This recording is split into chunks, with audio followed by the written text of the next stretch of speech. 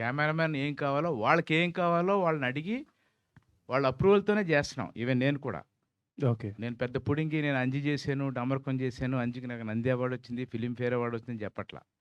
వాడు అప్రెంటిస్ గాడైనా, వాడు ఎక్స్పీరియన్స్ గాడైనా, వాడికి ఏం కావాలి, వాడు ఏం అడిగితే అది 100% వాడు ఓకే. నాకు ఇగో పక్కన పెట్టి, నాకంటే కెమెరామ్యాన్ నేనే కాదు, ఎనీ కెమెరామ్యాన్. మా ఇగోస్ని పక్కన పెట్టి, ఓహో నీకు లైట్ ఇక్కడి నుంచి కావాలా, మాకు తెలుసు ఆ లైట్ రాంగ్ అని. ఓకే. వాడు అడిగిన లైటు రాంగ్ అని మాకు తెలుసు. అయినా రేపు క్వాలిటీ బాగోపోతే కెమెరామెన్ కోఆపరేట్ చేయలేదని వాడెళ్ళి ఇలా ఎవరితోనో మాట్లాడి అదంతా బ్యాడ్ నేమ్ రావడం ఆ ప్రాజెక్ట్కి మంచిది కాదు, ఆ కెమెరామెన్కి మంచిది కాదు. అందుకని వాళ్ళకి ఏం కావాలో అదే చేస్తున్నాం. రాకపోతే అది కర్మ, మా తప్పు అయితే ఏమీ లేదు. ఎనీ కెమెరామెన్, అప్రెంటిస్ కెమెరామెన్ అయినా సరే వాడు చెప్పింది చేస్తే అవుట్పుట్ వస్తే క్రెడిట్ వాడికే. బ్యాడ్ నేమ్ వస్తే మాత్రం కెమెరామెన్ రాకూడదు. బట్ అలా జరుగుతుందంట. 100%.